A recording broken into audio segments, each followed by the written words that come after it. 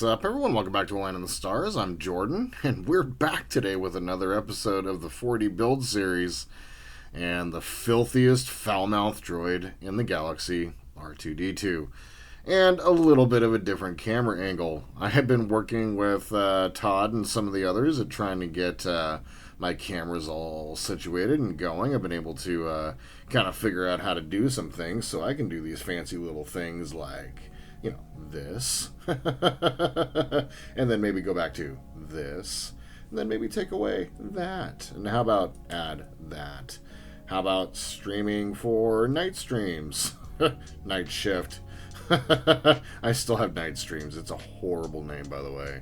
Or if we ever get back to doing dockyards, there we are. So I've got some things figured out. I have figured out how to get some hotkeys going. I have gotten the help of Dave and Todd to be able to help me get my cameras all set up and to be able to do things like this magnificent thing called zooming. It's kind of amazing.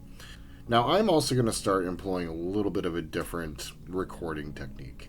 I have found that doing the recording the way I do it doesn't really allow for me to take my time with the builds. I am often feeling constrained by the amount of time that I'm recording and the amount of time that I'm talking.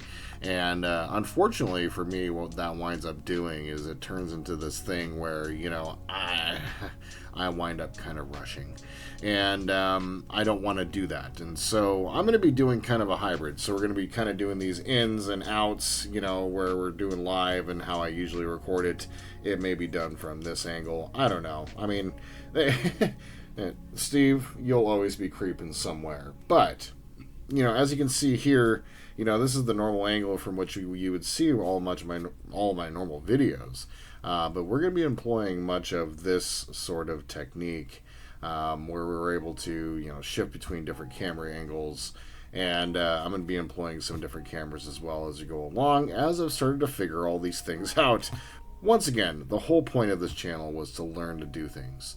And whether it's build models or, you know, power up models, you know, like we've done here, buy all of these ridiculous things, you know, setting up cameras and technology and all of that. And so it's taken a minute to get here. But with that being said, I'm finally able to kind of employ some different shooting techniques.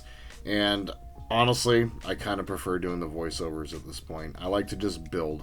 And that's what I like to do. The thing that has kind of become interesting to me is that as fun as it is doing the way that I normally record my videos, like I said, it just winds up kind of being a lot of work and rushing, and it's taken away a little of the joy of building models, if I'm being real.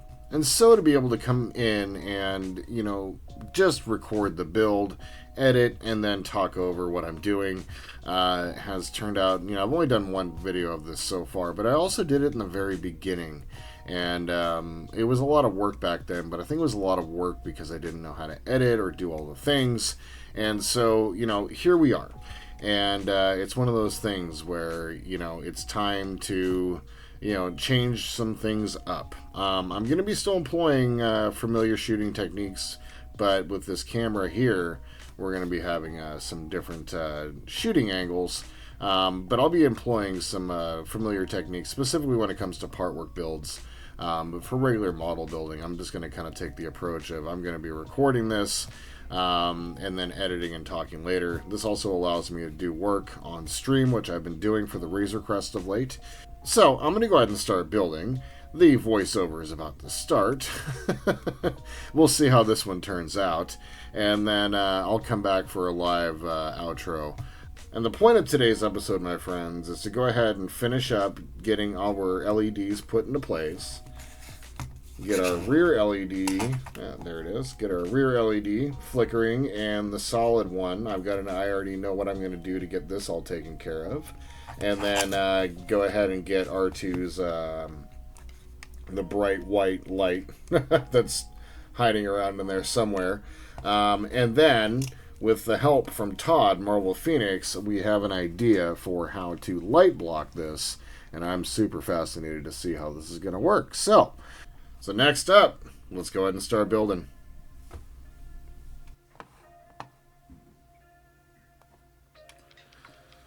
Okay, so as we get into the next phase of the build, one of the things I realized was that I had to disassemble everything. And let's just say with these big, stupid Lincoln log fingers, it makes things kind of difficult to do so. You know, as I'm going along, it was one of those things where, you know, proper planning helps, but, you know, I had no idea how I was going to light this model. And it was Todd before stream the other night was like, hey, I watched your video, and I was like, you know, how should we light block this? And he came up with the idea for the trash bag. Now, genius. If I had only planned to light this from the very beginning, because I would have just done the trash bag mod that we're about to do here. I would have just done it sooner, because getting these pieces off, you know, like the thing that I found during the whole process of building these 4D models is that, you know, it's kind of like a one-time deal. You get your pieces on one time and they fit correctly one time. But then if you have to remove them and fix them for whatever reason, the tabs just don't work properly. Now, I've mitigated that a lot by making sure to glue down my tabs, as I described in the previous episode. And right here, I was like, oh God. I had one of those moments where I was like, oh my God, what happened? And then I remember here, I'm like, oh, that's right. This was a piece that folded. My brain was just like, whoa, right here in this moment. But, you know, like I said in the previous episode, I was able to mitigate some of that by, you know, gluing the tabs, and it does really strengthen them. But where I noticed that, you know, in the reinstallation a little bit later on, they went on much easier and had a much more difficult time basically staying attached to them. So in the next part here, you know, as we get further along into the build, I had to stop and think about how I was going to modify the lighting. Now, I'd already done the reverse side, and basically what I did was basically use a pair of just standard nippers, like you're about to see here, and I cut a V shape right in front of where the LEDs were installed. Now, if I had been thinking properly here, it would have turned out a little bit better in the end, as the positioning of the LEDs mattered more than the actual removal of this piece. But as of recording this segment here, you know, it's one of those things where, you know, I'm not too worried about it. It turned out really good for what we're trying to do. In the future, when I build these models, I'm going to be thinking about lighting them right from the very beginning. So, I modified that piece, and now it's time for the trash bag light blocking. What I did was just take a black trash bag and cut out the like a side piece. I thought about using the bottom, but it had the seams on there, and I was trying to avoid the seams. So I just basically cut out R2's skirt. It's what I'll kind of refer to it here in the beginning. And as we see here in the beginning portion of this build, I was trying to figure out how to approach basically attaching all of my tabs and being able to see which tab was which. The thing that I really found to be difficult here was like seeing, like as you can see here, I'm like picking in there trying to see what the part piece is. And as I'm trying to engineer this, I'm just like, how am I going to pull this off? Am I going to, like, I'm looking under R2's skirt right now, which is awful. But I'm looking at it going, how am I going to basically get these how am I basically going to get these tabs lined up in such a way that would allow for me to attach them, see what I'm doing, and keep everything straight and tight. I didn't want to have this bag basically pop up and like create any sort of rippling effect on the outside of R2. So my first initial thought here in the beginning was that I was going to go through and start with one of our tabs at the very top, cut it out, get the tab pushed through the plastic, and then we move on to the next tab in sequence. And this was actually working fairly well as we go along, as you'll see here.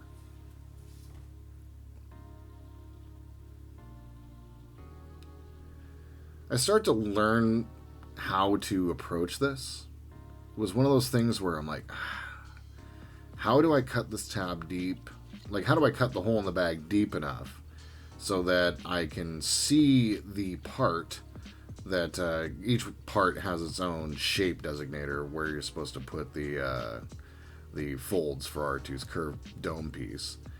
And I'm like, how do I push that down? So I figured, like, hold it taut, as you see here, find the tab, cut a quick slit around it, and simply put the tab up through there.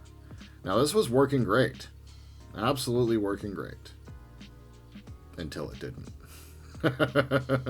As we'll see here in just a moment. Started using some tweezers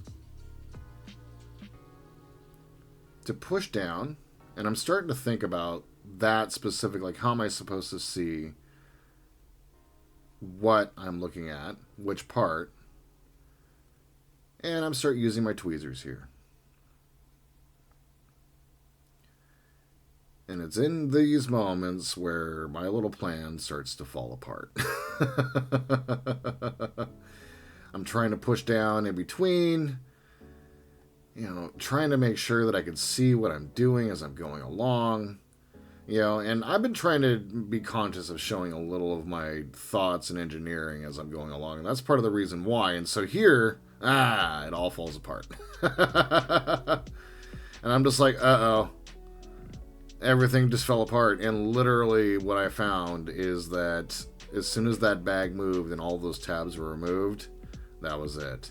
So I quickly shift gears, and I find one. And as I was going along through the previous part of the build, I was thinking, maybe if I just find one tab, get it, positioned, get the part positioned in place, and then pull down on the bag, and simultaneously pull off camera, because of course, why wouldn't I pull off camera? But to get that lower piece put in while pulling down on the bag to create a taut surface and basically get the lower tab put in place. As you see here, I am now just simply putting the tab over the plastic. It actually did a good job of sealing it up and making sure that we created a tight connection. There were a couple of connections we make as we go along that were a little less tight, but this did an effective job of canceling any of the mistakes basically made by removing the parts, as I was saying earlier in the segment, and basically made it so that I didn't have to glue anything down. And I say that, I have since glued everything down, of course, specifically along the top. For whatever reason, these top tabs just needed a little bit of glue to stay down, and I think it's just because I pulled everything so tight that at the very top there's definitely some pressure being put on. So I've gone through, after we filmed this episode, and used some glue to tighten everything back up. Now here, coming up, I recognize that we have one of those parts that sits underneath R2's skin, and I'm looking underneath his skirt once again to figure out exactly where I need to apply our piece. This was a little challenging. The tabs I can't see. I am just guessing. I'm having to look underneath, constantly making sure that everything is lining up properly.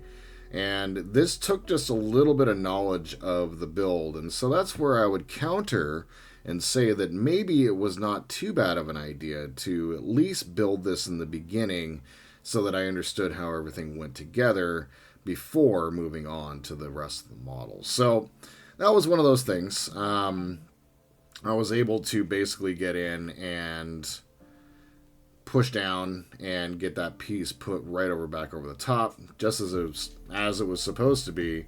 And it was at this moment where I recognized that what we were doing was going to actually work. So, and the one part that we did find is that the one part that freaked me out when I was removing it, I was like, oh my god, what happened? Getting this on here, it was actually in this moment where I realized that we were onto something and how to actually do what we're doing. So as you see here, I'm pulling the bag taut and very, very tight, and then putting our tab or our pieces over the tab, and then kind of letting off on the bag and letting the tab slide into place. And what this did, like I said, is just create a nice, tight, and uniform connection. Now here, I've already done, I'll show you how we do the bag clearing at the very end of this segment for R2's front, or for his rear light. I'd already done the front one. There was some engineering that needed to be done, and when I say engineering, creative cutting, needless to say. I'm drilling out the hole for his hollow projector light, and as you can see here, after drilling the hole out, I just simply pulled the LED through and pulled it through the front, basically, and just continued to move on with the assembly. Now, as I'm going through, what I am seeing is that, basically as we got into the final panel, some of the little pieces have kind of popped up a little bit, and I'm smoothing everything out, and then I realize I have forgotten to put on a piece. Now, it was one of those things where I'm like, oh god, everything's on here. I do not want to have to remove these pieces again. So what I did was very simply just remove the bottom tab underneath, because this piece sits underneath and acts as a ring in between the lower chassis, I believe, and the R2's dome. And so I just lifted up the bottom tabs and then simply just got them pushed back into place. I did wind up during the tab there near my left hand, I did wind up having to glue that. I didn't like sticking in through the tab and underneath the panels with the plastic for whatever reason.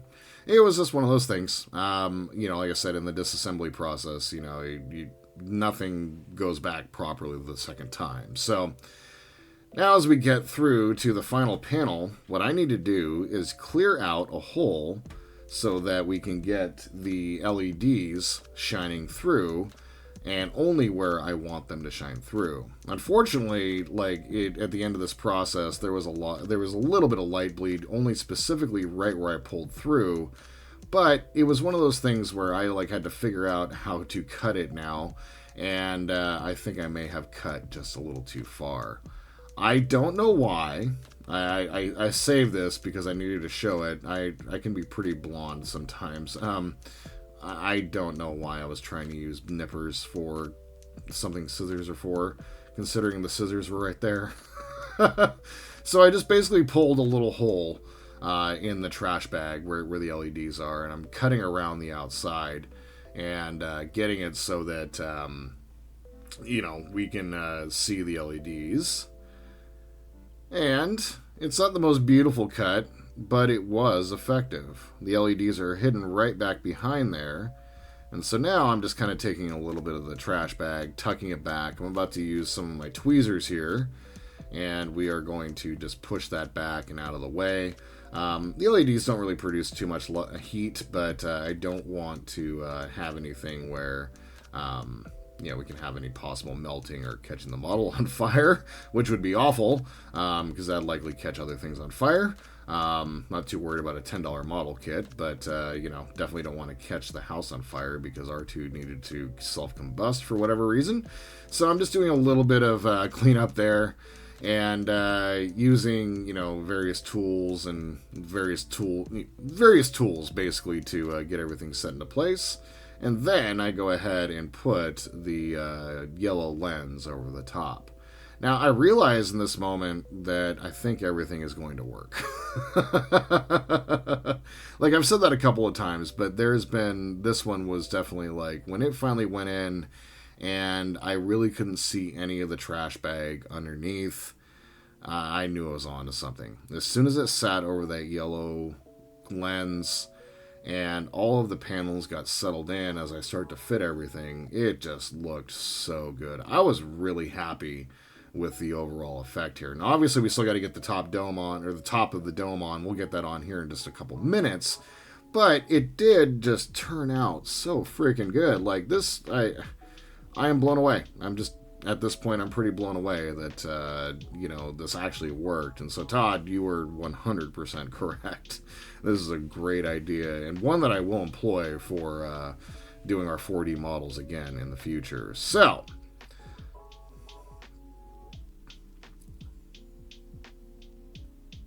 now I'm going through here and trying to figure out how I'm going to apply that. I think that it's stuck. I was wrong. As we will find out here in a couple minutes.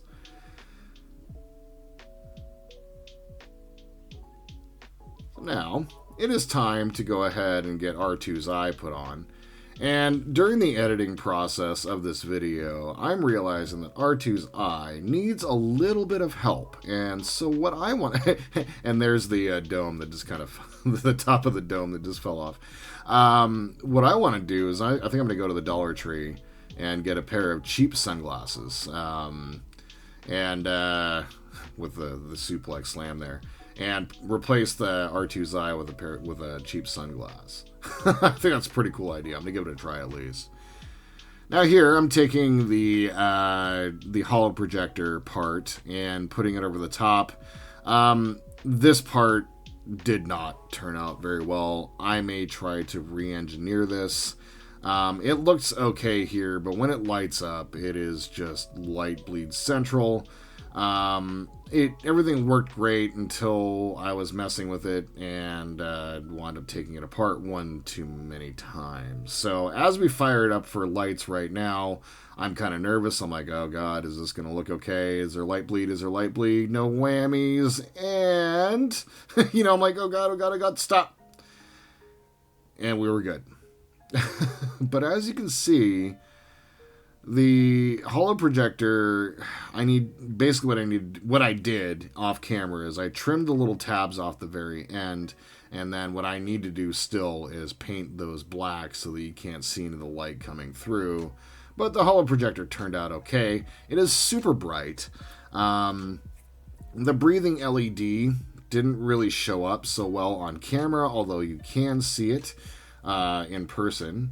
And then you can see the flickering LED in the back. So overall, our lights turned out really well. I am briefly checking both through, looking in the model and then outside of the model at the camera. Cameras are a great way of checking to see if you have light bleed. But basically, I'm just looking for any light bleed issues that we might be coming across. And I keep focusing on this piece. It's driving me nuts. It's still driving me nuts. I think about it. And, with the light bleed, I start to work on it here a little bit using some CA. And I don't know if this was the greatest idea, but basically I just kind of held the pieces together and it worked. Although it did kind of cloud up the model, which is exactly what I was thinking about immediately after I was done. So now it's just a matter of simply going through and cutting off R2's skirt and getting him all cleaned up and ready for the next phase of assembly, which is something that I've actually been really looking forward to getting done. This light block thing has kind of caused some writer's block. So as soon as Todd mentioned that, I'm like, oh yeah, no, this is genius. So, next up, it is simply just a matter of putting way too much CA on top of the bag. And I used just a glob of it. I wanted to basically get the top of R2's dome put into place. I do try to find the tabs where it's supposed to go, so at least it sits where it's supposed to. And I do find that.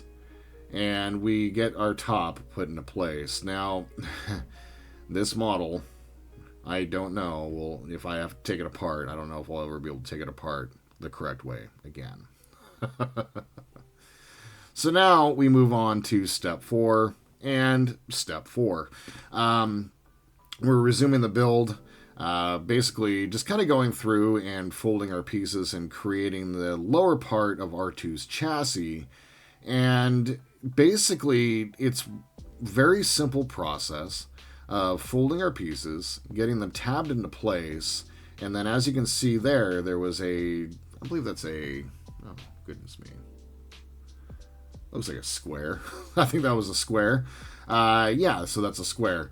So you have the square-shaped, what do you call it, icon there, and there is on a lower part of R2's chassis, there is a part for you to tab that in place. So we go ahead and create this first piece, and it was a little difficult. It was a janky setup for this one. You have to fold the piece at kind of like a 90 and then a 45, and I did wind up breaking one of them, although application of CA definitely helped fix that one. So now I'm just looking for where this all tabs up. I'm figuring out that R2 is actually going to get pretty tall here in just a quick second. So we find our square part and get our piece tabbed into place. I have since glued all of these pieces. On the center connection pieces, I want to make sure that everything is glued in place. I've used CA versus Elmer's school glue. Hey, I said that right this time. It's a really hard word to say for me for whatever reason. So, this next one gets put into place, and we have our lower ring that needs to go in. Now, when I first go, I didn't get all of the parts cleared out with all of there was like a little tab piece that I couldn't figure out how it worked. And so during the cut, I had to like slowly inspect everything and make sure it was all right. And I finally figured out what was wrong. Once I figured out that lower part and how this was all going to get assembled, the rest of this build went fairly quickly, except for the last piece. And I'll go into describing that as at the end of the segment. So R2 is only going to be a little bit taller than this, and it's actually a fairly large model. It's almost a foot tall, something that I'm kind of realizing. Kind of crazy. So this piece is R2's very front. It's the 3 little inputs, or whatever you want to call it, vents, that sit at the front of R2's chassis. And what I'm doing here is figuring out how to roll parts. It is not easy at all. Let me tell you, it was one of those things where, in each build, when you're rolling parts, you want to take your time and figure out where everything tabs into place. And so what I figured out is the square and the square line up on the outside, just like that. And then you're simply just going to roll your piece, tab in the next tab, and then the next tab, and then the next tab. Nice and simple. But you have to figure out which way it goes first. And then this piece goes in the very top.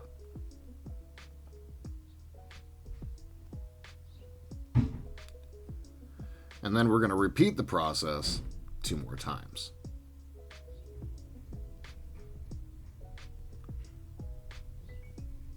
The smaller the roll, the more difficult. That's all I have to say about that. There has to be a way to be done better. So if you guys have any questions, or if you guys have any tips, please let me know. I'm super curious. Then this one goes to the front of R2 and gets tabbed right into the slot in the center. I've also realized that my wires are hanging on the outside, and we need to make sure they're running down the middle. In the next episode, we're going to be covering how we're going to be routing his wires out and trying to figure out where we're going to put his battery. He's going to be running off a 9-volt. And as you see there, the very front of R2 is put into place. And it's like one of those iconic little pieces of R2 for whatever reason. I don't know. Like, as soon as that went on, it made me really feel like R2 was coming together.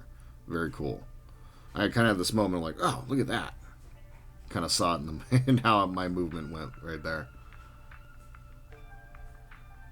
This next one was the one that I had to glue. It took about 20 minutes worth of work to try to fold that, get it put into place, glued in, and as soon as I get it in, it's just this moment of like, oh, thank God. Thank God. I really struggled with this one. As you can see there, it broke.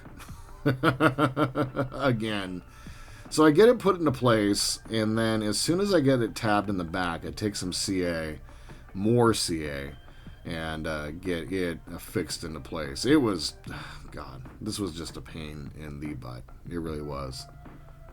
Some of these are really fiddly, and my Lincoln log fingers do not help with this entire process, let me tell you.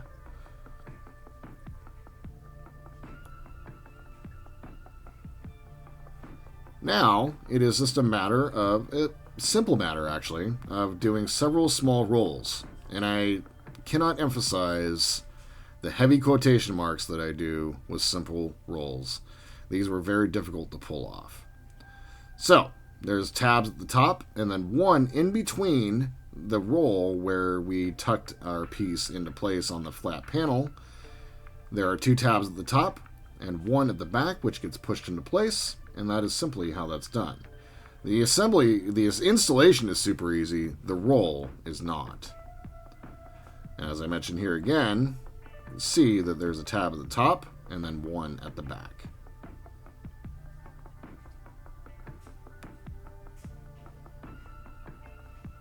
The more you do this, the stronger R2 becomes.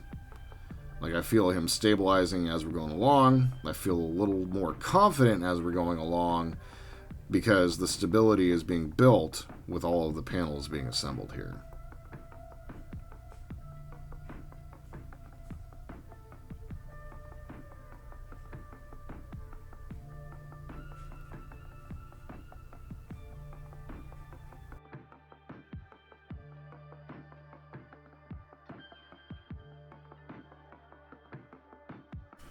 All right, my friends. Well, there it is. Everything went together really well. This little light blocking mod up here using the trash bag, perfect. Worked beautifully, Todd. Thank you for the suggestion. It was perfect. A little difficult to work with, as you guys saw, but as a little piece popping up here, and that's kind of the thing that we're running into. Is it is a bit of a tight fit. So in between episodes, what I'm going to do is I'm going to come through here and I'm just going to glue everything up and get it all cinched down. But overall, everything turned out really, really well. I need to do a little bit of light blocking around through here. I'm going to probably just, oh, there it is. Just right underneath R2's eye. There's a little bit of light bleed coming through there. But otherwise, everything turned out really, really well. So we went ahead and got through step number 5, where we got his lower pieces put on here. All of this went together really, really well, except for this last one right here. So I'll go ahead and zoom in. It just did not, as you can see there, it would not roll right. It wouldn't do its thing right. The one next to it is also a little janky, so I'm going to be going through and getting these cleaned up in between episodes and getting ready for our next part of the build, which should be actually pretty straightforward. We're going to be basically wrapping the body of R2 around and probably get started on at least one of his legs in the next episode. So, there we are, my friends. That's what I got for you today, and I just want to say thank you. I know that there was a million things y'all could have done today. Instead, you spent a couple minutes with me, watching me build a model, which I think is pretty damn cool. If you guys have any questions, comments, tips, tricks, please leave them down below. If you'd like to support the channel, please like and subscribe. And my friends, until we see each other again, I hope you all have a wonderful day in this beautiful world wherever you happen to be. And just remember that the Force will be with you, always.